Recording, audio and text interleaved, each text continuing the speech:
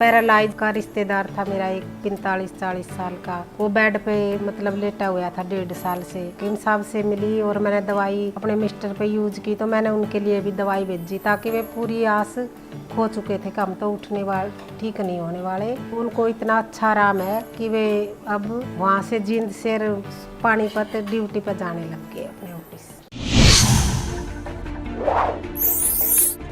सभी दर्शकों का बहुत बहुत स्वागत है। मैं हूं आपके साथ शैलजा त्यागी। हमारे इस खास प्रोग्राम में दर्शकों आज हम आपको रूबरू कराएंगे एक ऐसे कॉलर से जो अक्सर ही सेहत और जिंदगी प्रोग्राम में जुड़ती हैं। जी हां, मैं बात कर रही हूं दिल्ली से हैं दयावती जी की।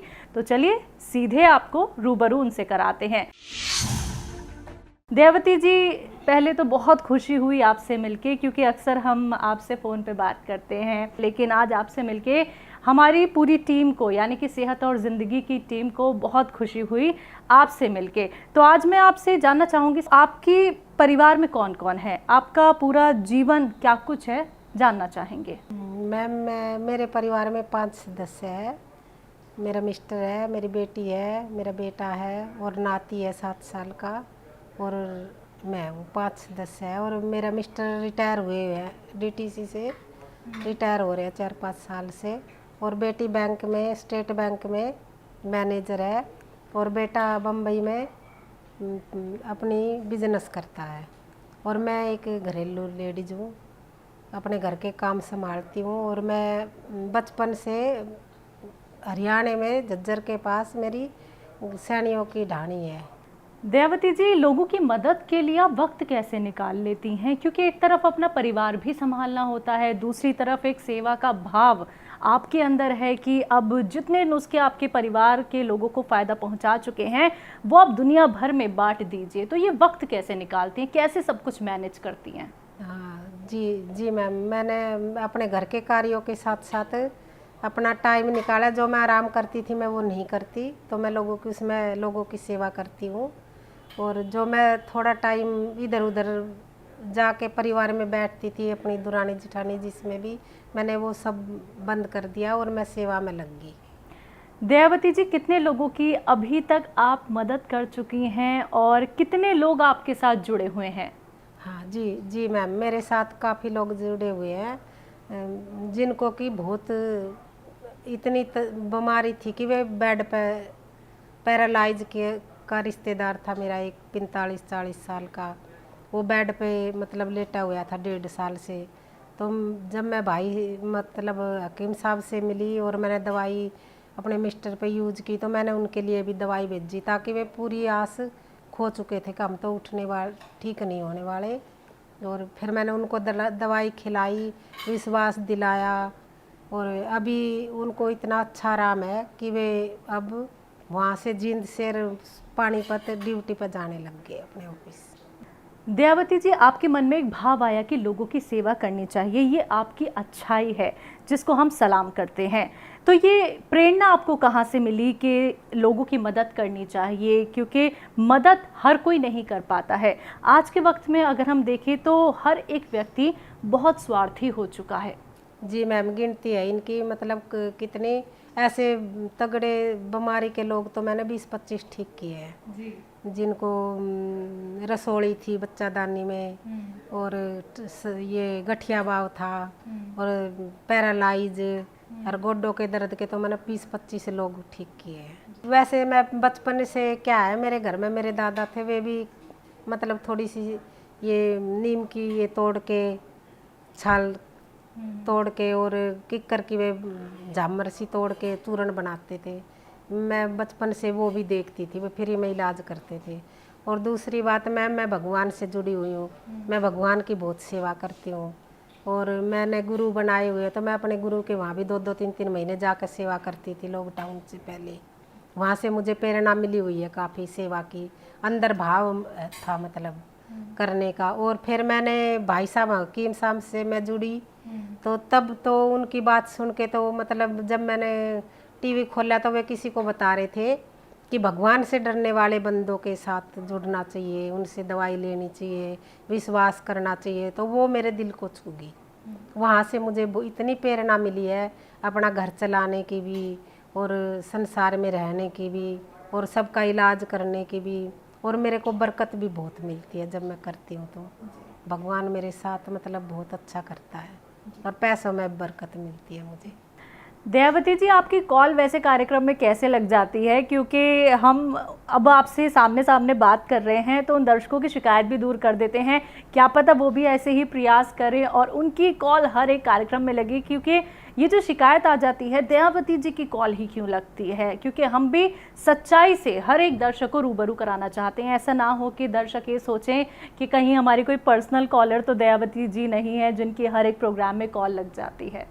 मैम मेरी कॉल मैं वो कोशिश करती हूँ लगाने की बार बार, मतलब एक बार लगाई नहीं लगी, दोबारा लगाई, तिबारा लगाई, 4 बार लगाई, तो मैं ऐसे कोशिश करती हूँ तो लग जाती है ऐसे। अच्छा दयावती जी, बहुत अहम सवाल है ये हमारे लिए भी, हमारे व्यूवर्स के लिए भी और यकीनन आपके लिए भी होगा। प्रोग्राम तो आपने बहुत सारे देखे होंगे, लेकिन विश्वास किसी पे करना बड़ा मुश्किल होता है। तो आपने जो नुस्खे अपनाए, जो लोगों की आपने मदद करी है, और जब लोग ठीक होके आपके पास आते हैं, वो जो दुआएं उनकी मिलती हैं, तो कैसा महसूस करती हैं? जैसे वे दुआ देते हैं तो मैं सोचती हूँ भगवान आशीर्वाद दे रहे हैं।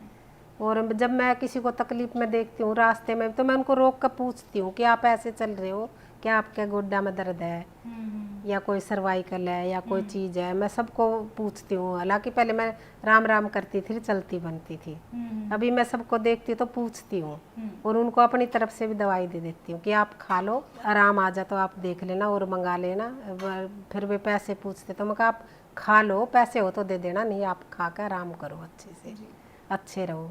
तो दुआएं मिलती है तो मुझे ऐसा लगता है कि भगवान खूब आशीर्वाद दे रहा है हमें, और ये आशीर्वाद इतना अच्छा लगता है ना कि मैंने और भी लोगों की सेवा करनी चाहिए, वहाँ से ज़्यादा उभर के आता है। आप अब खुद नुस्खे बनाने लगी हैं, लोग आपको कहते हैं कि अरे आप तो वैद्य बन चुकी हैं। तो मैम ये विश्वास कैसे आपने अपने ऊपर रखा, कैसे ये विश्वास आपको मिला? मैंने जब सेहत और ज़िंदगी सुना तो मैंने सब ये लिखे, पहले तो काफ़ी दिन लिखे क्वेश्चन कि किस बीमारी में क्या होता है, फिर मैंने वे बनाए, फिर अपने मिस्टर, सब बीमारियां थी मेरे मिस्टर में, क्या नहीं छोड़ के मतलब सब थी, ब्लड प्रेशर भी और सर्वाइकल भी और शुगर भी और मोटापा भी, चर्बी काफ़ी थी और पैरा में दर्द था।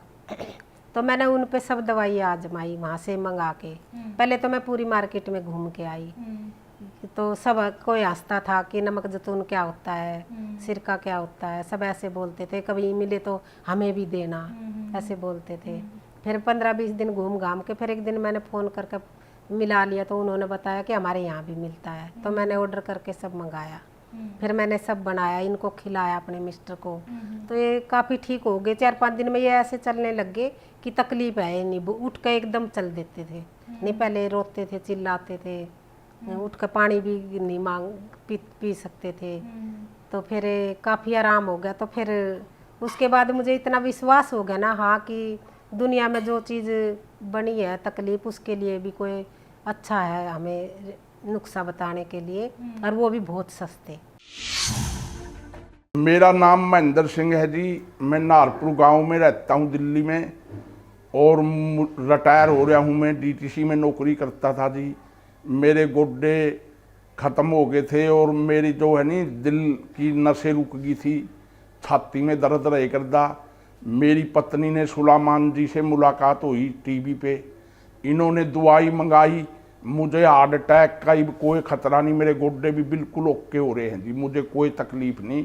मैं तो सुलेमान जी को भगवान और अल्लाह मानता हूँ जी। जिस दिन सुलेमान जी का दवाई खाई, मेरा शरीर ऐसा हो गया जैसे जवान था मैं, गोडे भी ठीक हो गए मेरे, और मेरे कोई हार्ट अटैक अदरंग का कोई खतरा नहीं, सांस बिल्कुल टॉप आता है, नींद भी बढ़िया आती है। तो मैं सुलेमान जी को 100 में से 100 नंबर देता हूँ, इससे बड़ा वैद्य इंडिया में कोई नहीं। क्योंकि जो सुलेमान जी थोड़े पैसों में इलाज करते हैं, वो बाहर 20 लाख में नहीं भी आराम नहीं आता, और सुलेमान जी का थोड़े पैसों में आराम आ जाता है। तो हम सुलेमान जी को परमात्मा अल्लाह के समान मानते हैं, हमारा दिल में इतना उनके प्रति श्रद्धा है। क्योंकि हम ठीक हो गए, हमारा परिवार ठीक हो गया, तो जी इससे बड़ा और क्या हो सकता है। हम तो 100 के 100 विश्वास रखते हैं। दयावती जी, घरेलू नुस्खों को आप कितना सटीक मानती हैं? हाँ मैम, झंझट तो नहीं लगता। एक बार जब चीज़ को नहीं मिलती ना, वो चीज़ नहीं असली नहीं मिलती, जब थोड़ा झंझट लगता। लेकिन अब तो मुझे ना सब चीज़ों की पिछाड़ होगी तो मुझे झंझट नहीं लगता। मेरे को लगता कल कोई मिलने आता तो मैं रात को अभी सामान ला कर फटाफट बना कर उनको सब चीज़ दे देती हूँ कि आप लेके जाओ। दयावती जी, आपने अपना वक्त हमें दिया, आपने अपने घर हमें बुलाया, आपसे मिलने का हमारी पूरी टीम को मौका मिला, आपका बहुत बहुत शुक्रिया। धन्यवाद। मैं सभी को हाथ जोड़ के नमस्ते करती हूँ और मैं सबको बोलती हूँ कि विश्वास करो, हकीम साहब भाई साहब के पूर्ण नुस्खा पे विश्वास करो और ओरिजिनल दवाई लो और अच्छे से खाओ, और जितना बताता है उतने खाओ, ज़्यादा मत खाओ क्योंकि ज़्यादा नुकसान करती है। और विश्वास करके खाओ, आप सब ठीक हो जाओगे विश्वास से ही।